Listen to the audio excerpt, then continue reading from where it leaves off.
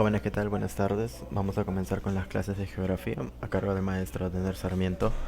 Cualquier consulta que tengan pueden hacerlo mediante el chat o de preferencia activar su micro. La clase tendrá duración de 1 hora. Maestro Dener, buenas tardes. Buenas tardes.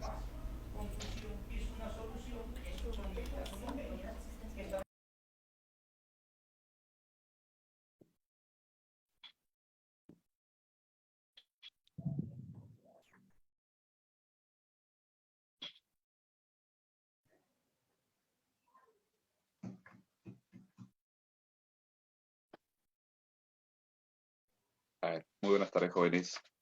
Como ya el joven lo anunció, mi nombre es Dener Sarmiento. Vamos a desarrollar lo que es las preguntas de repaso de geografía, ¿correcto? Pueden hacer sus consultas normal. A ver, tenemos entonces aquí la primera pregunta, ¿correcto? A ver, dice, la geomorfología amazónica se divide en selva alta y selva baja. Con respecto a la llanura amazónica y teniendo en cuenta las características de los relieves que se ubican por encima de las áreas pobladas, indique la afirmación correcta. ¿Ya? Muy bien. A ver, hay que recordar entonces que cuando hablamos nosotros de la selva, según Peñarrera del Águila, ¿sí? Y es necesario que lo tengas presente también, porque a veces San Marcos cuando hace preguntas te menciona según autores, ¿no? Peñarrera del Águila afirmaba de que la región amazónica se debe dividir en 3 espacios y no en 2. Quien lo divide en 2 espacios viene a ser Javier Pulgar Vidal y también por ahí Antonio Brac continúa esa tradición, ¿no? Entonces, ¿cuáles son los espacios que considera Peñarrera del Águila? El señor considera de que existe pues un espacio por encima de los 1000 metros en la parte oriental que puede llegar hasta los 3200 o 3500 en la cadena oriental, a la cual la va a denominar la ceja de selva, ¿sí? Entonces a esto se denomina ceja de selva. Luego de los 1000 metros aproximadamente hasta los 400 metros, ya nosotros lo vamos a denominar la selva alta, ¿sí? La selva alta. Y luego ya tenemos pues lo que sería la selva baja, ¿correcto? Esta es una división en función al geógrafo peruano Peñarrera del Águila. Ahora, las características geomorfológicas son distintas en estos espacios. Por ejemplo, cuando nosotros estudiamos la ceja de selva, en la ceja de selva predominan lo que se denomina las quebradas, ¿sí? Aquí predominan las quebradas. Esas quebradas vienen a ser quebradas bastante estrechas, ¿correcto? Entonces aquí predominan quebradas estrechas. Que en las épocas de lluvias, estas quebradas pueden, o en estas quebradas se pueden suscitar un fenómeno conocido pues como el huaico, ¿no? ¿Sí? Estos son peligros comunes que se dan en las zonas de pendiente o quebradas estrechas, ¿sí?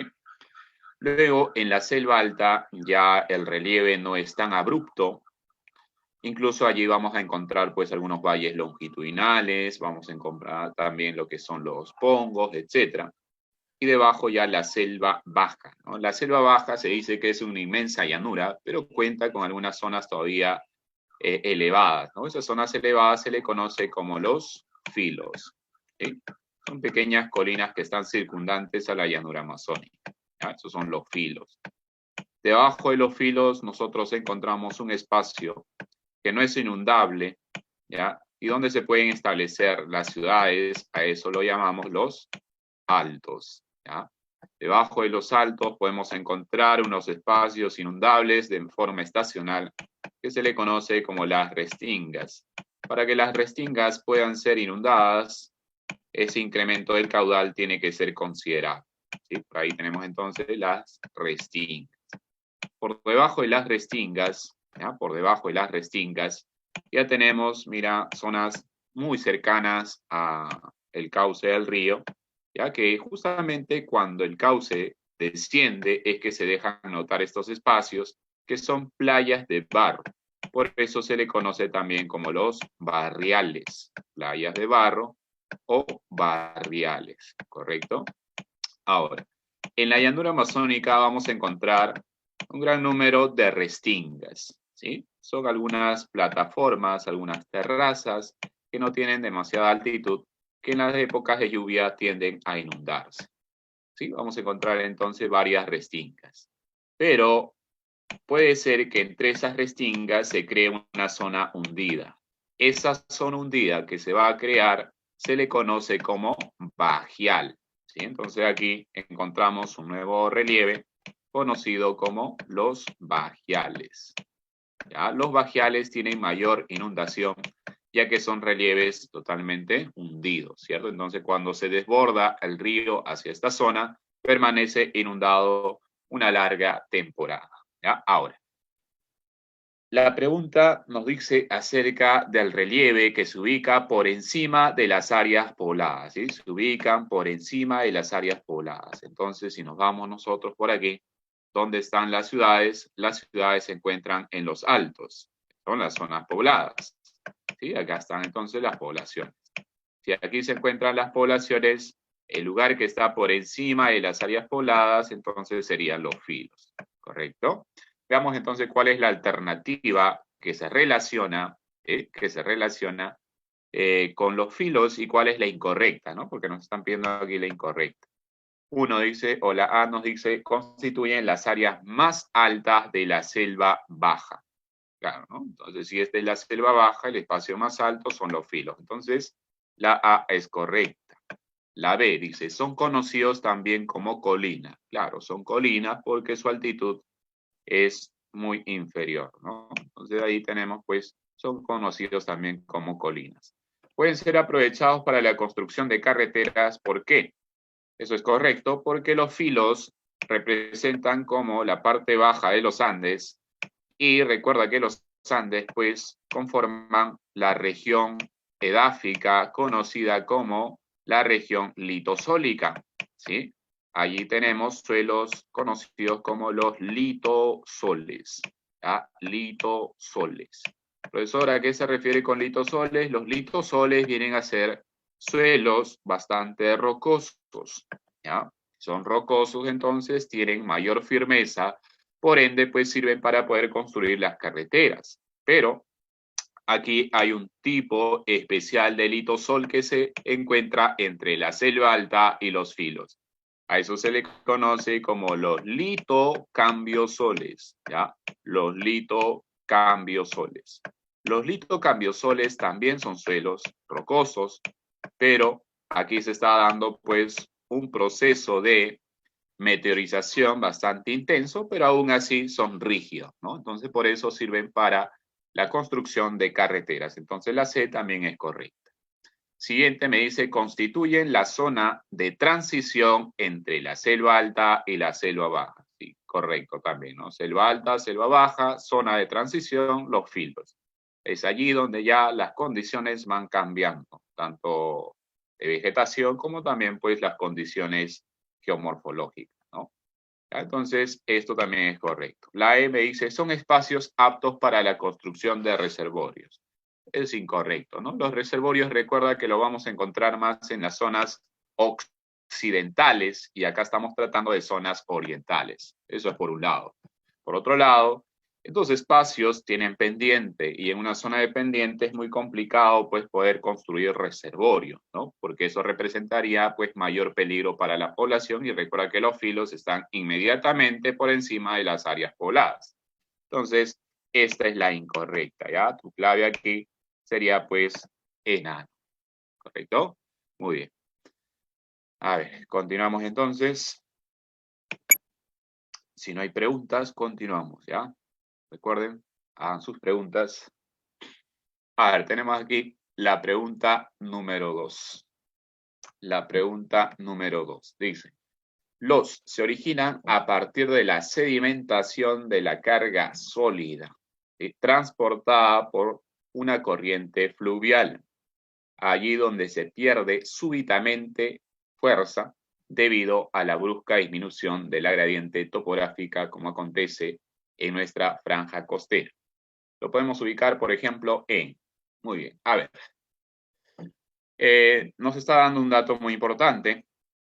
que este relieve, que lo vamos a mencionar, se ha creado pues por un proceso de sedimentación, ¿sí? Sedimentación. Pero esa sedimentación es debido a la pérdida de la capacidad de transporte de un río.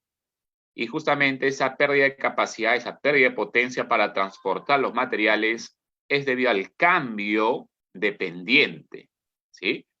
Y entonces se está refiriendo pues a los ríos que nacen en la cadena occidental, ¿correcto? Entonces aquí tenemos la cadena occidental. La cadena occidental presenta pues una fuerte pendiente que supera los 80% de pendiente, ¿sí? Mira, es por eso que los ríos que van a descender, pues los ríos son ríos totalmente torrentosos, ¿no? Y luego, inmediatamente esa pendiente, contrafuertes andinos, quebradas estrechas, encontramos la llanura costera así de manera bastante estrecha, ¿correcto? Entonces ese río que está bajando con gran intensidad, cargado de materiales sólidos, llega a esta zona de llanura y pierde súbitamente su fuerza para transportar. Es aquí donde comienza entonces a sedimentar esos materiales. Aquí comienza a sedimentar esos materiales. Allí está. ¿Ya? Listo. Entonces, ahí nos está preguntando acerca del relieve que se está creando en esta zona donde súbitamente el río está perdiendo pues su capacidad de transporte. ¿Sí? Es el relieve que se está creando en la llanura costera. ¿Correcto? Si vemos acá en la imagen, ¿ya? Si vemos acá en la imagen, sería pues estos relieves que están acá, o estos relieves que tenemos acá, por la forma en cómo se están sedimentando, ¿ya? Recuerda que esa sedimentación se puede dar con espacios más grandes todavía que lo que observamos en la imagen. Por la forma en cómo se están sedimentando, entonces se le conoce como cono de deyección, ¿correcto? Cono de deyección. Entonces, un cono de eyección va a crear un relieve que nosotros lo denominamos valle, ¿sí? Ahí, los valles, correcto. Ah, listo. Por ejemplo, dice, ¿no? Ahora, entonces, si nos estamos refiriendo a este espacio, la cadena occidental, la llanura costera, recuerda que hay varios tipos de valle en el Perú, ¿no? ¿Qué tipos de valles tenemos en el Perú? A ver si me puede mencionar por ahí. ¿Qué tipo de valles tenemos en el Perú? A ver, ¿no pueden escribir sus respuestas? Correcto, Elías, muy bien. Dice longitudinales, muy bien. Aluviales, interandinos, correcto. Transversales, correcto, muy bien. Entonces, hablamos de valles longitudinales, según la dirección. Hablamos de valles transversales. ¿Ah? Hablamos de valles transversales. También hablamos de valles interandinos, ¿no? Valles interandinos. Y los interandinos tienen una característica en cuanto a su dirección. ¿Ah? Por ejemplo, aquí los interandinos pueden ser, pueden ser de forma longitudinal, ¿ya? Porque puede ser que un río en la zona andina se está desplazando de forma longitudinal, o puede ser también de forma transversal, ¿sí? Puede ser de forma transversal también, ¿ya? Ahí ya para diferenciarlo es más la altitud, ¿no? Donde se encuentra, en qué espacio se encuentra. A ver, cuando nosotros hablamos, correcto, Carlos, cuando nosotros hablamos de cono deyectivo, ¿sí? Deyección es justamente esa acumulación, ¿cierto? ¿Sí? Entonces, si me dice cono de deyección, cono de acumulación, ¿correcto? Lo utilizamos como sinónimo. Un aluvial. Cuando hablamos de aluvial, generalmente nos referimos a una sedimentación, pero por desborde o desplazamiento de lodo hacia una llanura que no específicamente va a ser transportado por un río. ¿A qué me refiero? Mira, vamos a utilizar esta imagen. Por aquí tenemos otras elevaciones, ¿correcto? Y eso están al lado de las pampas, ¿sí? Ahí tenemos algunas elevaciones. Estas elevaciones que se le conoce también como estribaciones andinas, ya están secas, están áridas, están pétreas, pero hay épocas de lluvia en la cual pueden activarse estas pequeñas quebradas. Es decir, no hay un río, ¿ah? No hay un río que esté surcando por allí, sino épocas de lluvia, se activan estas quebraditas y por aquí fluye entonces masas de lodo o flujos de lodo, ¿correcto? Entonces, ese flujo de lodo se va desplazando hacia las llanuras y en las llanuras se va sedimentando. Ahí está. Entonces, a esto de aquí, nosotros lo conocemos más como relleno aluvional. Viene del término de aluvión también, ¿no? Cuando nosotros nos referimos a un aluvión, justamente es el desplazamiento de fluidos, ¿no? De materiales, sólidos y todo ello. ¿Te das cuenta?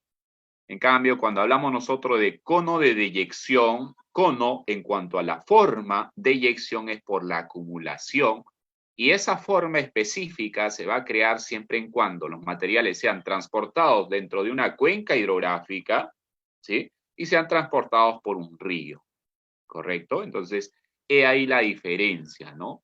Por ejemplo, hay otro término también que San Marcos lo utilizó en una de sus preguntas, que es los rellenos coluviales, ¿ya? Y nosotros pues mencionábamos siempre en las clases, ¿no? Rellenos fluviales, los rellenos aluvionales, pero no mencionábamos los rellenos coluviales. Los rellenos coluviales vienen a ser aquellos rellenos que se encuentran en las zonas dependientes todavía, pero que en la actualidad son aprovechados también para la agricultura, ¿sí? Obviamente es una agricultura totalmente extensiva, de menor producción, totalmente reducida, pero sin embargo son suelos bastante fértiles, ¿sí? Esto lo podemos encontrar si ustedes alguna vez han ido pues por la zona de Chosica, por ejemplo. Ustedes van a ver cómo en los cerritos o en las paredes de los cerritos se viene cultivando plantaciones de manzanas o de mandarinas, por ejemplo, ¿no? Entonces, eso de ahí son rellenos coluviales, ¿ya? Entonces, la diferencia es justamente porque se encuentra en uno de los flancos, ¿no? O un flanco de una elevación o de una colina, ¿correcto? Muy bien, entonces acá se refiere a aquella sedimentación de carga sólida transportada por una corriente fluvial, o sea, por un río. Entonces, ahí se refiere pues a los valles costeros. ¿Ya? Entonces, profesor, acá la D sería entonces valles, por ejemplo, dice, ¿no? Vamos a completar entonces con doble acá. Valles, la convención, pero la convención no la encontramos en la costa, ¿no? Entonces, esta sería incorrecta.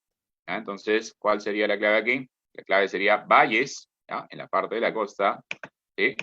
Valles y Chicama, ¿no? Porque Chicama lo encontramos en la costa peruana. ¿Ya? Entonces, ese sí corresponde a la descripción que nos brinda la pregunta. ¿Sí? Correcto, muy bien, Elías, correcto. ¿Ya? Muy bien, a ver. A propósito, los tablazos, a ver, ¿quién me menciona los 3 procesos que intervienen en su formación? Fundamental, la pregunta de admisión 2016 San Marcos. A ver, ¿cuáles son los 3 procesos que intervienen en su formación? Cuando hablamos de los tablazos, aprovechando esta pregunta, a ver, para la formación de los tablazos, retiramiento del mar, ya, espirogénesis, por ahí, Carlos, correcto, muy bien. ¿Ya? Uno de ellos, correcto, a ver, dice epirogénesis. Pero recuerda que epirogénesis son movimientos verticales, ¿ya? Para allí vamos a ser bastante precisos cuando hablamos de la costa en sí, porque cuando yo menciono epirogénesis puede ser en términos generales, ¿no? Entonces aquí sería lento levantamiento, porque recuerda que hay un movimiento de hundimiento también, ¿no? De acá, levantamiento epirogénico. Pero ese levantamiento puede ser brusco, puede ser lento. ¿Ah? En la costa peruana, ¿cómo será? En la costa peruana, ese levantamiento es lento, ¿no? ¿Sí? Lento, correcto. Muy bien. A ver, siguiente. Siguiente, ¿cuál es? Por ahí dice sedimentación, Diego, correcto. Muy bien. Entonces aquí mencionamos también la sedimentación. ¿Sí? La sedimentación. Ahí está. Pero también tenemos otro proceso, ¿no? Que ya interviene, pues, las olas. Un proceso externo ya. Aparte de la sedimentación que se va a dar para que se cree esa plataforma, ¿sí? Los plegamientos no. Acá estamos hablando básicamente de levantamiento epirogénico. Los plegamientos ya es por orogenesis, ¿no? Excelente, Diego. Muy bien, ahí está. Abrasión marina, ¿sí? Proceso de abrasión marina. ¿Ya? Entonces, no te olvides eso, ¿ya? Hay 3 procesos geológicos que intervienen en la formación de los tablazos, que sería el levantamiento pirogénico de forma lenta, la sedimentación y la abrasión marina. ¿Ya? Muy bien. A ver, continuamos acá. Dice, la ciudad de Iquitos se encuentra al oriente del país. Es capital de la región de Loreto, con casi 30% del territorio nacional. Es la más extensa y septentrional del Perú. La ciudad se halla a orillas de un brazo secundario del río Amazonas. De la anterior descripción podemos afirmar que la ciudad de Iquitos se asienta en. Allí ya tenemos, recuerda, una descripción, ¿no? ¿Cuáles son los espacios más elevados de la selva baja? Los espacios más elevados serían los filos. Luego de los filos siguen las ciudades, ¿ya? Y esos se encuentran pues en los altos, correcto, eso sería.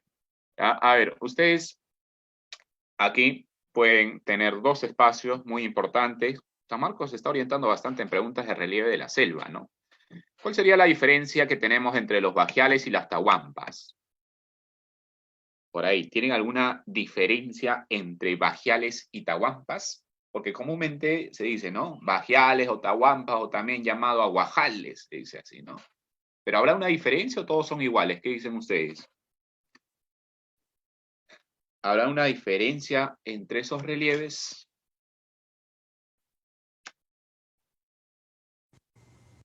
Por ahí. Tahuampas están todo el año, correcto, ¿ya? Y cuando hablamos de los bajiales,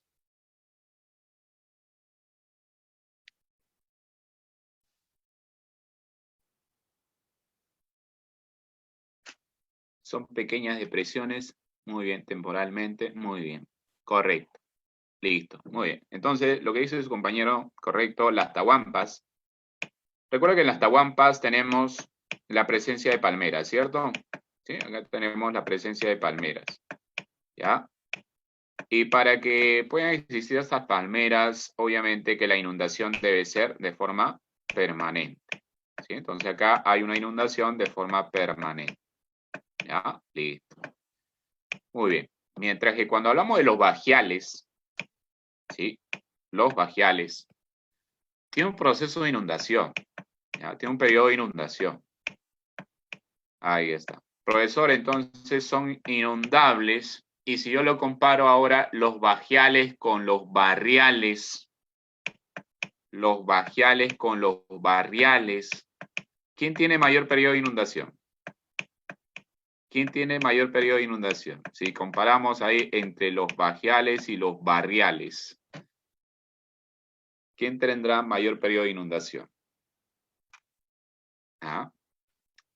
¿Bajiales o barriales? Aquí el mayor periodo de inundación ya sería pues en los bajiales, ¿no? ¿Por qué? Porque es una depresión. Al ser una depresión, entonces va a mantener su inundación. Obviamente se va a ir evaporando y todo eso, esos líquidos, ¿no? El agua, pero su inundación se mantiene. En cambio, cuando hablamos de barriales, ya los barriales se despejan de agua, porque es una acumulación, en realidad no es una depresión, es una acumulación, y por ahí está el cauce del río, ¿no? Ahí está. Es una acumulación de sedimentos, ¿sí? De barro, ¿ya? O playas de barro también se le conoce, ¿no? Que se dejan notar justamente cuando el nivel del agua desciende, ¿no? Luego cuando asciende nuevamente se cubre de agua. Luego pasa unos meses, nuevamente disminuye, ¿correcto? Entonces esa es la dinámica de los barriales. Los barrizales se le va a asemejar a lo que son las restingas, ¿no? Las restingas, ¿correcto? Muy bien. A ver, por aquí. Los valles longitudinales de la selva alta hoy representan un sector de gran desarrollo agropecuario por las siguientes características. A ver, características. Las cochas son lagunas ya, Ana Lucía. Las cochas ya son lagunas. ¿Ya? A ver, acá, por las siguientes características. Entonces, vamos a buscar las características de los valles longitudinales. Uno dice, se forman por un proceso de sedimentación fluvial y eólica. ¿Ya? Se forman por un proceso de sedimentación fluvial y eólica. ¿Será esto de aquí, verdadero o falso? Profesor, mira, hay un río, entonces si hay sedimentación fluvial, correcto, hay sedimentación fluvial, pero eólica, no, ¿cierto? No hay una sedimentación eólica, ¿ya? Siguiente, dice las plataformas T1 y T2, vamos acá entonces, T1, T2, son de mayor antigüedad con respecto a T3. Muy bien, T3 está más cerca hacia el río, por tanto es de reciente formación. Estos que están acá, más altos, más lejos, entonces son de mayor antigüedad. Por tanto, esto es correcto. ¿Sí? Pasa lo mismo que los tablazos, ¿no? Los tablazos más alejados del mar tienen mayor antigüedad, los tablazos más cercanos al mar tienen menor antigüedad, ¿no? Entonces acá también son plataformas creadas por sedimentación, esto sería lo reciente y esto sería lo más antiguo, ¿no? Siguiente, dije, permite desarrollar la agricultura intensiva, correcto, en la parte de la selva alta, en los valles longitudinales se está promoviendo la agricultura intensiva, ¿sí? Orientada principalmente al mercado externo, pero aquí te dice orientada al mercado regional y local. ¿Qué tipo de agricultura estará orientado al mercado regional y local? ¿Qué tipo de agricultura? Allí sería la agricultura de tipo extensiva, ¿sí? ¿Sí? De tipo extensiva, ¿ya? Entonces, esto es incorrecto, ¿ya? Siguiente, dice, en su gran mayoría estos valles están orientados de forma longitudinal a los Andes, correcto, están formados de forma longitudinal. Entonces, esto sería correcto, ¿ya? Por tanto, tenemos 2 y 4, la clave sería, ahí está, así, ¿ya? Listo, muy bien, ¿ya? Profesor, en su gran mayoría dice, claro, porque hay algunos que tienen una orientación transversal. Recuerda que los ríos amazónicos no se desplazan solamente de forma longitudinal. Para llegar a la llanura amazónica tienen que desplazarse también de forma longitudinal o transversal, ¿no? Muy bien, siguiente. Aquí, una clase de geografía, diversos estudiantes plantean ideas acerca de las formas de aprovechamiento del desierto, ¿sí? Formas de aprovechamiento de los desiertos en el país, indíquelas correctas. Luis dice, los desiertos representan un espacio de aprovechamiento agrícola de autoconsumo, ¿sí? De autoconsumo. La intensiva, Diego, en la parte de la costa, podríamos decir que la intensiva se da tanto en los valles costeros como también en las pampas. Incluso las pampas hoy representan mayor oportunidad para invertir en una agricultura de tipo intensiva, ¿correcto? ¿Ya? Ahora, en los valles longitudinales también se da de forma intensiva y también en algunos valles interandinos, ¿ya? En algunos valles interandinos también es de forma intensiva, ¿ya? No en todos, porque recuerda que la agricultura en la región andina no cuenta con un apoyo por parte del Estado para que sus productos se vendan pues en un mercado externo y eso les exija una mayor productividad y una organización de los agricultores. Entonces el Estado no invierte en eso o no apoya, no muestra un interés en cuanto a la agricultura andina, siendo la de mayor diversidad y la que nos puede brindar pues una mayor representatividad en el mercado externo, ¿no? ¿Ya? Pero sin embargo, pues no se apoya. Pero sí en algunos valles interandinos sí se viene desarrollando de forma intensiva. Entonces, la intensiva sería valles costeros, las pampas costeras, ¿sí? En algunos valles interandinos y también en algunos valles longitudinales, ¿correcto? En la selva baja es imposible que se pueda desarrollar de forma intensiva. ¿Por qué? Porque en la selva baja recuerda que esos espacios donde se cultiva son espacios que están expuestos pues a un proceso de inundación, ¿no? Y es por eso que ellos su agricultura tiene que ser de forma temporal, de forma migratoria, ¿no? Ya, muy bien, entonces acá decíamos, en los desiertos se puede desarrollar una agricultura de autoconsumo, imposible, ¿no? Es falso. Ya. Siguiente, dice, en los desiertos se puede desarrollar la actividad de la avicultura, claro, por ahí encontramos las principales granjas, ¿no? ¿Sí? Muy bien, correcto. Siguiente, Carlos dice, actualmente los desiertos constituyen espacios donde existen asentamientos, poblaciones. A ver, espacios donde existen asentamientos poblacionales. Esto es correcto, ¿no? Sí, por ejemplo, aquellos que viven en la zona de desierto, por Ancón, por allá, por Ventanilla, por ahí sabrán, ¿no? A qué me refiero.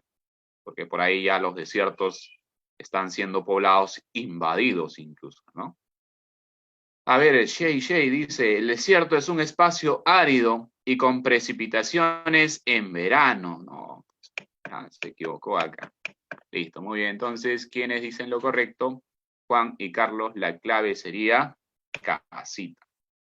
La clave sería casita. ¿Ya? Ellos son entonces lo correcto. A ver, pregunta a propósito de esto. Condiciones o factores que determinan la existencia de los desiertos en la costa peruana. ¿Cuáles son los factores que han determinado la existencia de los desiertos en la costa peruana? A ver, por ahí. ¿Qué factores determinaron? Uno. A ver, ¿cuáles serían? Un desierto es una zona árida. ¿Sí? Es una zona árida. Ausencia de lluvias. ¿Y por qué hay ausencia de lluvias? Uno, la frialdad del mar peruano. ¿Sí? La frialdad del mar peruano. ¿Ya? La frialdad del mar peruano. Siguiente, a ver. ¿Qué más aparte de la frialdad del mar peruano? Sí, correcto, ahí está. Justamente ahí estamos relacionando con la corriente peruana, ¿no? ¿Sí? La corriente peruana. ¿Correcto? También podría ser la cordillera de los Andes, ¿sí o no? ¿Qué dicen? La cordillera de los Andes. También, ya como un factor secundario, sería pues la cordillera de los Andes. ¿Pero eso por qué? Porque recuerda que la cordillera de los Andes es una barrera que evita el paso de las nubes o de la humedad que son transportados por los vientos alisios. ¿Sí? Entonces eso reduce también la posibilidad de que se produzca pues lluvias en la parte de la costa. Profesor, si me dicen cuál es la más importante, es la frialdad del mar peruano. Profesor, si no hay la frialdad del mar peruano, corriente peruana, pues, ¿no? Corriente, porque esta de aquí disminuye justamente las precipitaciones en la costa peruana. ¿Sí? Pero hay que agregarle algo más. Recuerda que los desiertos están cubiertos de partículas de arena y esas partículas de arena han sido transportadas por ¿quiénes? Desde las playas han sido transportadas hacia las llanuras ¿por quiénes? ¿O por qué? ¿Qué elemento? Por el viento, ¿cierto? Entonces aquí se está dando un proceso también de ¿qué? De erosión. ¿De qué tipo? Erosión eólica, ¿sí? Erosión eólica por agradación, ¿no? Entonces también ese proceso interviene en la formación de desiertos. De lo contrario, sería un desierto solamente rocoso, ¿no? Recuerda que cuando hablamos de desierto no siempre va a existir arena, simplemente puede ser rocas, ¿no? ¿Ya? Entonces, cuando nosotros hablamos de desiertos, específicamente por su característica de ser árida y sin vegetación o sin capacidad de producir vegetación, ¿ya? Muy bien, aquí, los valles interandinos son longitudinales adyacentes a los ríos que corren entre las cordilleras andinas. Sus fondos están constituidos por rellenos aluviales de épocas pasadas, ¿sí? Rellenos aluviales de épocas pasadas, los cuales han originado suelos fértiles y se constituyen en zonas más pobladas y fértiles de los Andes. De la enunciado anterior se puede inferir que constituyen el espacio de menor concentración poblacional. No. La población siempre se va a concentrar donde existen suelos fértiles para producir sus alimentos. ¿Sí? Entonces, esto es incorrecto. Siguiente dice, los rellenos aluviales que los forman les brindan poca o nula fertilidad. No, ahí me está diciendo que son suelos fértiles. Correcto. La poca fertilidad de sus suelos la constituye en el espacio de menor producción agrícola del país. No, ¿cierto? A ver, siguiente. Los valles interandinos son depresiones ubicadas lejos de las márgenes de los ríos. No, tiene que estar cerca, por eso se llaman valles justamente. Los valles interandinos se han formado por depósitos aluviales. Justamente el texto me dice eso, ¿no? Ya, se han formado por depósitos aluviales. ¿Correcto? ¿Te refieres a los desiertos, Carlos? Cuando hablas de la... ya. Sí. Hay zonas áridas en la costa peruana donde pueden tener pues rocas calizas, ¿no? ¿Ya? Entonces, esto básicamente lo encontramos en las estribaciones andinas, pero a ver, dice del sector de construcción, ¿no? Los recursos para el aprovechamiento del sector de construcción. Te refieres básicamente al encuentro de rocas calizas, me imagino, Carlos, porque eso es lo que nosotros utilizamos, ¿no? Ahora, ya, me imagino que sería eso, ¿sí? Por ejemplo, por la zona de Villa María del Triunfo, por ahí, podemos encontrar, pero básicamente en las zonas ya elevadas de los desiertos, ¿ah? Allí sí se puede encontrar rocas calizas, porque recuerda que la costa ha sido en realidad, pues, una una zona de formación de rocas sedimentarias, ¿no? Y entre ellos tenemos pues las rocas calizas, ¿sí? Muy bien. A ver, dice, las dunas son parte de los desiertos. Sí, correcto. En las dunas, ¿sí? O las dunas lo podemos encontrar dentro de los desiertos. Cuando hablamos de desiertos, hablamos de un relieve totalmente grande, extenso, ¿no? ¿Sí? Y dentro de ello podemos encontrar algunos montículos de arena. ¿Sí? Esos montículos de arena nosotros los denominamos pues las dunas, ¿ya? También el otro término que se puede atribuir a ello viene a ser los médanos, ¿no? Hay por ahí versiones que dicen pues de que las dunas y los médanos difieren en cuanto a las dunas son simplemente arena, mientras que los médanos son aquellos que tienen base rocosa, pero en el caso peruano es muy relativo esa diferenciación, ya que en el caso peruano nuestra costa no es una llanura en sí. Nosotros a veces, por cuestiones de didáctica, decimos, ¿no? La llanura costera, pero en realidad no existe una llanura completa, ya que tiene colinas, ¿sí? Presenta algunas elevaciones, unas estribaciones, los cerritos y todo ello. Entonces, cuando se forma un desierto, también pasa a cubrir esas colinas o esos cerros que encontramos o esos afloramientos rocosos, ¿no? Entonces, es allí donde se forman esos montículos de arena sobre estos afloramientos rocosos. Entonces, por eso el término de duna y médano en el caso peruano suele ser bastante relativo, ¿no? ¿Ya? A ver, por ahí dice, los desiertos también sirven de relleno sanitario. Excelente. Y aquí, lamentablemente, en el caso del Perú, las ciudades, pues, lo utilizan como rellenos sanitarios a los desiertos, pero de manera ilegal, ¿sí? De manera caótica, de forma no planificada. Es por eso que cuando las ciudades van creciendo, estas ciudades se van orientando hacia los desiertos, ¿no?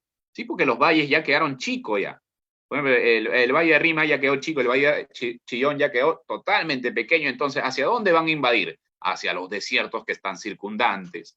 ¿Y qué pasa si en años anteriores allí se estableció un relleno sanitario? Ese relleno sanitario se ha clausurado, por tanto, tú lo ves simplemente como una especie de una pampa arenosa, y estableces tu vivienda sobre ese relleno sanitario. Y ahí está el peligro justamente que representa pues construir viviendas sin estudio de suelo, ¿no?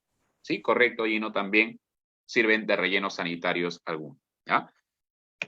Muy bien, a ver, aquí 7 dice, respecto al mar peruano, indique verdadero o falso, ¿ya? Mar peruano, el sector sur posee escasa oxigenación por sus aguas de bajas temperaturas. Mar peruano, un tema bastante interesante, ¿no? En cuanto a sus condiciones físicas que le van a atribuir justamente esa gran riqueza hidrobiológica que tiene, ¿no? A ver, cuando hablamos del mar peruano, entonces hablamos de ese mar adyacente a nuestro territorio, ¿sí? Dicen, el sector sur posee escasa oxigenación. Recuerda que en la parte sur sus temperaturas son bajas, son aguas frías, generalmente determinado por la corriente peruana y también el fenómeno de afloramiento, ¿sí?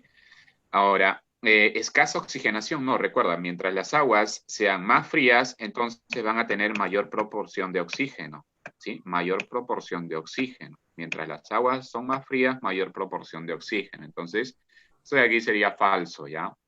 ¿Ya? Siguiente, dice, sus aguas se enfrían por el fenómeno de upwelling, que es el otro nombre que se le atribuye pues al fenómeno de afloramiento, y la CPCAFS. A ver, ¿qué significa eso de aquí?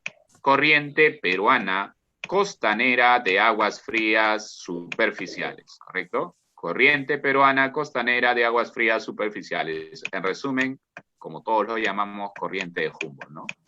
¿Ah? Entonces, eso viene a ser. Ahora, lo que pasa es que aquí también hay que entrar en detalles, ¿no? Por ejemplo, cuando hablamos de la corriente de Humboldt, hablamos de una gran masa de agua que se desplaza, pues, hacia nuestro mar, pero cuando hacemos un estudio mucho más detallado, vemos que en realidad son dos vertientes de ese mismo sistema de Humboldt, ¿no? Uno que va a acercarse hacia la costa y otro que se desplaza más lejos de la costa. Esta de aquí es la que se le conoce como la corriente peruana costanera, ¿sí? Corriente peruana costanera. Y obviamente tiene aguas frías superficiales, ¿sí? Mientras que a esta de aquí se le conoce como la corriente oceánica peruana. Y esta de aquí no tiene aguas frías, esta de aquí contiene aguas templadas, aguas tibias. Su temperatura puede estar oscilando entre los 18 a 20 grados Celsius. mientras que la corriente peruana costanera tiene temperaturas que son inferiores a los 14 grados Celsius o puede llegar hasta los 17 grados Celsius, ¿no? Entonces, es ahí donde tendríamos que tratar de usar, pues, con detalle este término, ¿no? ¿Sí? Entonces, sus aguas se enfrían, correcto. Son los causales de enfriamiento de sus aguas. El límite marítimo sur empieza desde la intersección del paralelo que pasa por el hito número 1 y la línea de alta mar. No. Recuerda que según el fallo de La Haya, que ha delimitado, pues, los límites con Chile en cuanto a las cuestiones marítimas, acá está el hito número 1. Del hito número 1 se proyecta una línea paralela hasta un punto de intersección. Este es el punto de intersección, mira. Este es el punto de intersección. Ahí está. Profesor, ¿intersección entre qué? Entre el paralelo que tú estás proyectando del hito número 1, ¿sí? Ese paralelo, y la línea que viene por acá, que es de nuestra costa. ¿Cómo se llama esa línea? Esa línea se le conoce como la línea de bajamar. ¿Sí? La línea de bajamar. Allí inicia justamente los límites marítimos, luego que son trazados de forma diagonal hasta el punto B y luego hacia arriba, ¿no? ¿Sí? Entonces, acá me dice que inicia con el hito número 1 y la línea de alta mar, ¿no? Eso es falso. Eso es falso. ¿Ya? Dice, en el sector sur, el fondo marino presenta mayor profundidad por la subducción. Justamente el proceso de subducción está formando, pues, la zona Tacna-Arica, que es la zona de mayor profundidad. O esta sería verdadera. Ah, muy bien, entonces tenemos falso, verdadero, falso, verdadero. A ver, por aquí habrá clave. A ver, falso, verdadero. Esta de aquí es falso. Vamos a modificar esta clave, ¿ya? Falso, y esta de aquí sería verdadero, ¿correcto? Esta sería la clave entonces, ¿ya? Falso, verdadero, falso, verdadero, ¿correcto? Muy bien. A ver, pasemos acá. Dice, la vertiente hidrográfica del Amazonas, que a su vez desemboca en el Atlántico, lo integran 45 cuencas que abarcan un 74,5%, se localiza en la parte oriental de nuestro territorio y drena el 97,7% de sus aguas del país, representando la mayor región colectora. Por ello, podemos decir que lo incorrecto es, con respecto a la hidrografía amazónica, ya forma importantes valles interandinos y de la selva alta. ¿Sí? Correcto. Como el Mantaro, por ejemplo, forma parte de la región hidrográfica amazónica, se constituye en la continuación natural de las carreteras de penetración. ¿Ya? Obviamente, ¿cuáles son las carreteras de penetración? Cuando hablamos, por ejemplo, de la carretera central o Federico Basadre, cuando hablamos de la carretera de Mesones Muro, en la parte norte, esas son carreteras de penetración, estas van a llegar hasta la parte de la selva alta por allí, ¿no? Y luego ya no hay una continuación por el relieve que cuenta, por las condiciones que tiene, pues, la selva baja. Es por eso que a partir de ello tú tienes que navegar a través de los ríos. Por tanto, este es correcto. Dice, son fuentes importantes de recursos hidrológicos. Obviamente, si hay una gran concentración de recursos hídricos, eso va a determinar también, pues, la concentración de flora y de fauna. Representa el mayor potencial de energía eléctrica, ¿sí, no? ¿Y cuál es el río más torrentoso de la región amazónica? ¿Se acuerdan? ¿Cuál es el que tiene mayor potencial hidroeléctrica? ¿Qué río tiene mayor potencial hidroeléctrico en la región hidrográfica amazónica? No, Elías. Marañón, correcto, muy bien. El río Marañón, ¿ya? Es más torrentoso, ¿no? Y tiene también abundante caudal. Siguiente, se encuentra el mayor número de reservorios y presas para controlar el caudal de los ríos. A ver, mayor número de reservorios. Los reservorios tienen un fin. ¿Cuál es? Regular, en este caso, la escasez de agua. Y aquí no puede haber escasez de agua, ¿no? Estamos presenciando, pues, mira la cantidad de agua que se encuentra en esta región, ¿no? Los reservorios básicamente ese fin tienen, ¿no? Hacer un uso sostenible de los recursos escasos, que en este caso sería hacer un uso sostenible del recurso agua. Ese es su objetivo, ¿no? Pero acá no podemos implementar, esos proyectos serían totalmente ilógicos, ¿no? Entonces, esta sería la incorrecta, ¿ya? Muy bien, continuamos acá. Dice 9, la limpieza del cauce del río Chillón, ¿ya? Del cauce del río Chillón, por allí.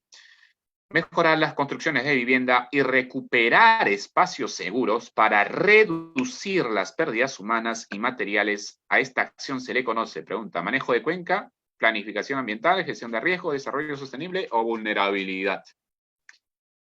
El manejo de cuenca consiste en un conjunto de acciones que va a entrelazar tanto a la sociedad como a las entidades gubernamentales para hacer un uso sostenible de los recursos que existen en una cuenca.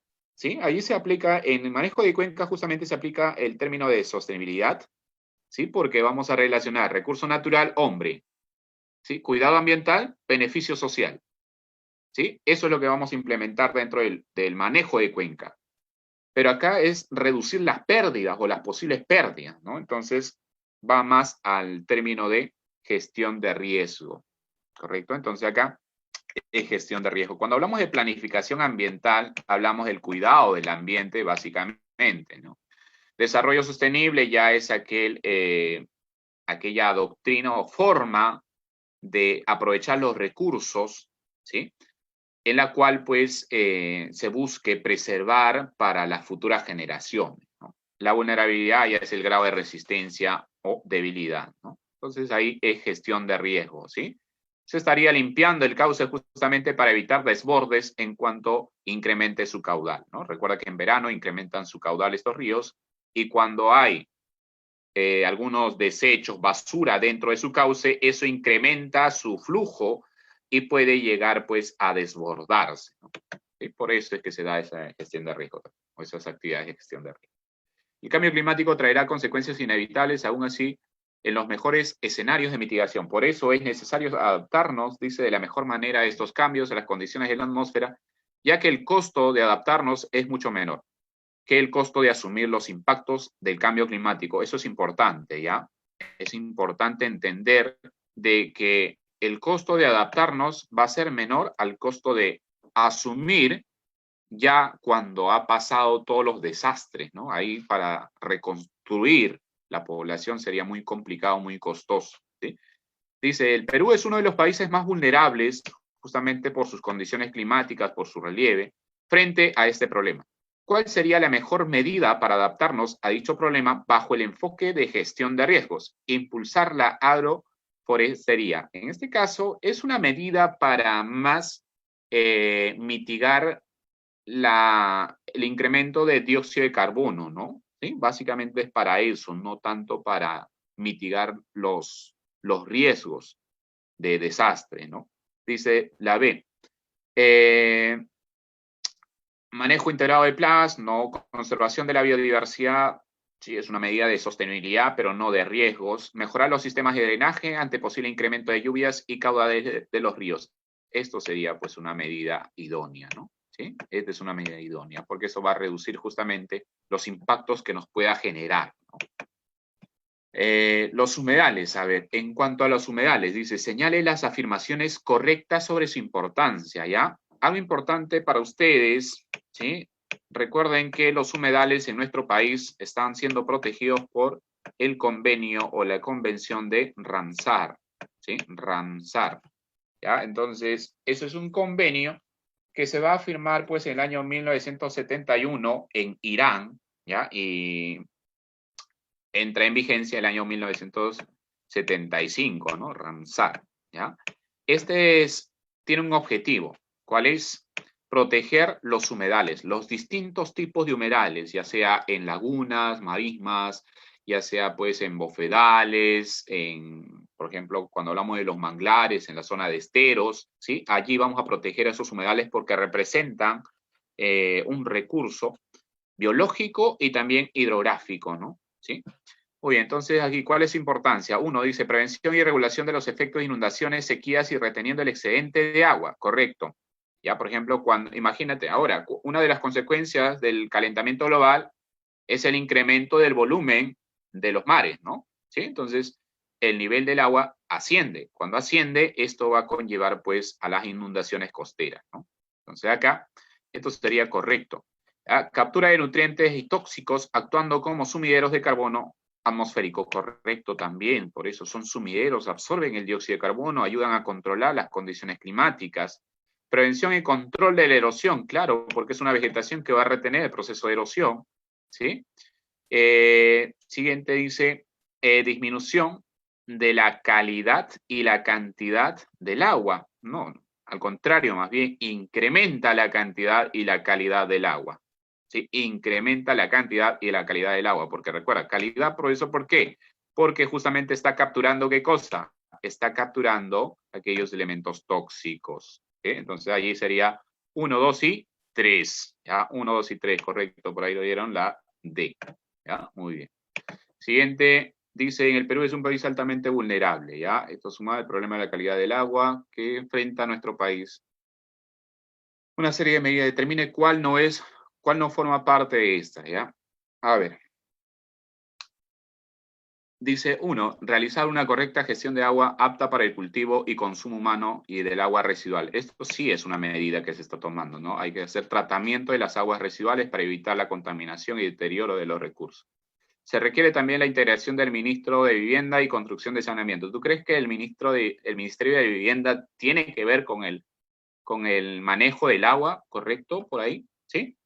Correcto, ¿no? También tiene que ver, ¿ya? Se requiere una base legal de la Constitución Política del Perú para garantizar el acceso al agua como un derecho fundamental de toda persona. Bueno, esto de aquí no debería decir, esto lo cambia.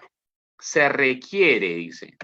¿Por qué se requiere si ya la Constitución establece que todos tenemos derecho al acceso al agua, ¿sí o no? Como derecho fundamental. Entonces, no es que se requiera, eso ya existe, ¿no? Entonces tenemos 1 y 2. Justamente esa es la base legal en la cual se maneja pues el agua, ¿no? En el Perú. ¿Ya? Entonces tenemos ahí 1 y 2. La clave sería beso, jóvenes. ¿Ya? Beso. Muy bien, siguiente. Aquí, la región hidrográfica del Amazonas. Dentro de sus características tenemos como incorrectas, dice, son ríos que dependen directamente de las lluvias estacionales. Directamente de las lluvias estacionales, es incorrecto. Siguiente, tienen 2 principales centros de origen, Nueve Pasco, Nueve Vilcanota, esto es correcto. Tienen un gran potencial energético, correcto. En temporadas de crecida generan inundaciones en las llanuras amazónicas, correcto. Son los más aprovechados por la población peruana. Incorrecto. Recuerda que, ¿cuál es la región hidrográfica más aprovechada? ¿Cuál es la región hidrográfica más aprovechada? La del Pacífico. Correcto. Ya, muy bien, ahí está. Atento. Muy bien. Entonces acá la clave sería 1 y 5. Nos piden las incorrectas, ¿no? Siguiente dice, el curso del río se divide en 3 sectores, ¿ya? Y uno de ellos posee diferentes características. Según la división se puede afirmar, ¿ya? A ver, aquí dice, en el curso superior los ríos son más rápidos y forman tipiscas. A ver, ¿dónde tenemos las tipiscas? A ver, ¿qué me dice? ¿Costa, sierra o selva? Las tipiscas. Costa, sierra o selva.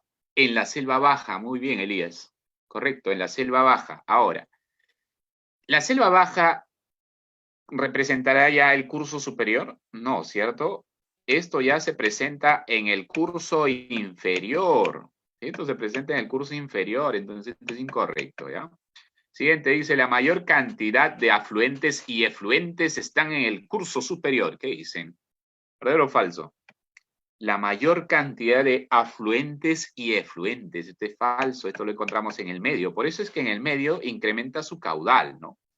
Siguiente, dice, en el curso inferior posee la mayor capacidad erosiva. No, esto es en el curso superior, ¿sí? Por el torrente que maneja. En el curso medio, el río tiene mayor pendiente y potencial energético. Mayor pendiente y potencial energético. Esto, mira, esta alternativa me hace recordar a que por allí San Marcos preguntó, ¿no? ¿Qué elementos se evalúa para establecer una central hidroeléctrica o para aprovechar ese recurso hidroeléctrico, ¿no?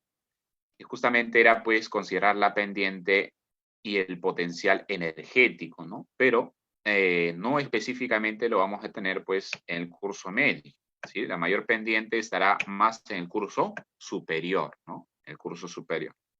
El potencial energético no solamente tiene que ver con la pendiente, sino también se suma a ello, ¿ya? Es inevitable sumarlo a ambos. Tiene que ver también con el caudal, ¿sí? También tiene que ver con el caudal, ¿ya?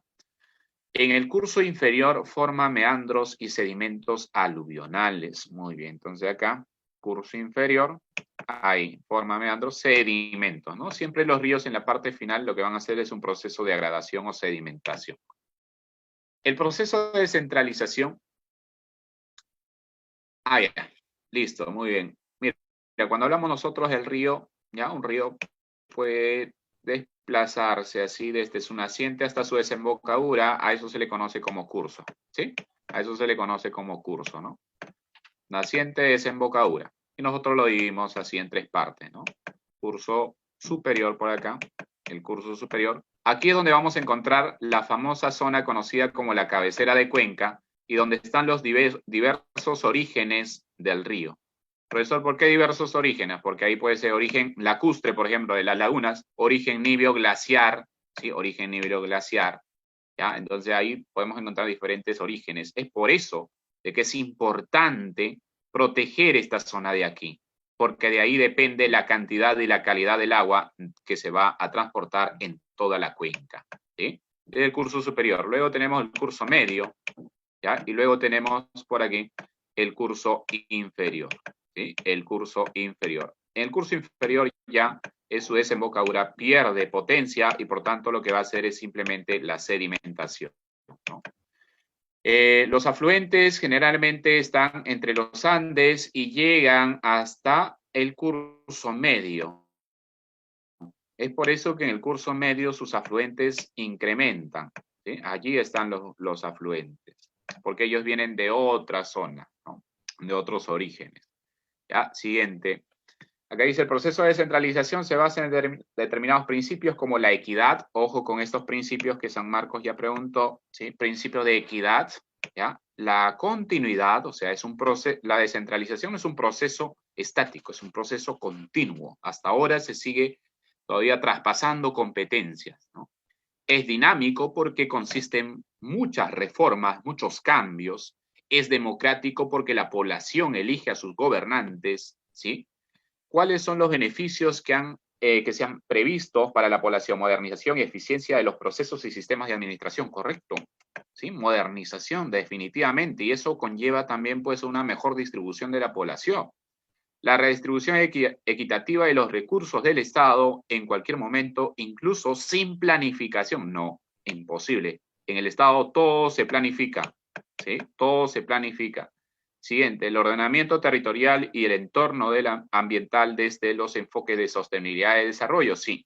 Recuerda que las competencias que se le traspasa a los gobiernos regionales no solamente son administrativos, económicos, sociales o políticos, sino también competencias ambientales. Por eso hay zonas de protección regional, ¿no? Buscar el desarrollo económico autosostenido y de la competitividad de diferentes regiones en desmedro de las competencias de las circunscripciones locales. No, ¿no? En desmedro, eso quiere decir, o sea, vamos a apoyar a unos nada más y a otros no. No, eso es incorrecto. Por eso se dice que se busca la equidad, ¿no? Entonces acá, ¿cuáles son los beneficios? Sería 1 y 3, ¿ya? La clave, ahí está, dedito. Siguiente. A ver. Acá, las condiciones físicas del mar peruano lo define como uno de los mares con mayor riqueza hidrológica. En el sector central, frente a la región de Ancash, la plataforma continental se extiende hasta 100 kilómetros. ¿Esto permite mayor profundidad de la corriente peruana? No. Si hay mayor plataforma, menor profundidad, ¿sí? Entonces, esto es incorrecto. Mayor concentración de nutrientes y biomasa, correcto, ¿sí? Si hay mayor concentración de nutrientes y biomasa, eso promueve la riqueza del mar peruano, ¿no? El mar peruano está constituido por un conjunto de corrientes marinas que permiten la creación de ecosistemas. La corriente marina que se desplaza de sur a norte, cerca de la línea de alta mar, mira, cerca de la línea de alta mar, o sea, muy lejos de nuestra costa, con mayores velocidades y temperaturas que la masa de agua corriente cerca a nuestras costas. ¿Te acuerdas que yo te dije que habían dos sistemas que pertenecían a la corriente peruana, ¿sí o no? Nos está preguntando por esta, la que está más alejada de la costa. ¿Cómo se llamaba? ¿Te acuerdas? ¿Cómo se llamaba? Corriente costanera, ¿no? ¿Cómo se llamaba? ¿Te acuerdas? La que está cerca, esa sí es, la corriente peruana costanera. Esta es la fría. Esta es la fría, la peruana, ¿sí? Esta es la fría. Mientras que la oceánica es tibia. Entonces nos está preguntando por la tibia, ¿ya? Entonces, ¿cuál sería aquí? la corriente peruana oceánica. ¿Sí? Esta sería la clave, ¿ya? No se vaya a equivocar por allí, ¿correcto? El trabajo de Javier Pulgar de las 8 regiones, ¿ya? Dice, ha desarrollado características. En la región quechua, a ver, ¿qué relieves tenemos como representativas de la región quechua? ¿Qué relieves tenemos como representativa de la región quechua? Dice, para capacidad para poder desarrollar la agricultura. Listo, valle. ¿Qué tipo de valles en los Andes? Valles interandinos. Muy bien. Y aquí la última pregunta. Los ríos de la vertiente hidrográfica del Pacífico es una de las más aprovechadas por la población. Sin embargo, esta totalidad de recursos hídricos no es suficiente para poder satisfacer todas las necesidades hídricas del 60% de la población nacional. Esto se agrava más por la contaminación de los ríos. Esto genera un problema denominado, ¿cuál es? La escasez hídrica económica. La escasez hídrica económica, para que tenga una idea, ¿ya? Esta de aquí surge de la mala administración de los recursos. Mala administración de los recursos. Solamente eso. Hay abundancia de agua, pero hay una mala administración. No, eso no es el caso de la vertiente del Pacífico. La vertiente del Pacífico, aparte de que hay una mala administración, hay una escasez de agua. Déficit hídrico, profesor. Este es cuando existe ausencia de lluvias, pero ausencia de lluvias por un corto periodo. No lo vayas a confundir con la sequía. La sequía es por un largo periodo, de manera sostenida. Este es como que la parte intermedia y la sequía es la parte más extrema de la ausencia de lluvias, ¿ya? Para que lo entiendan.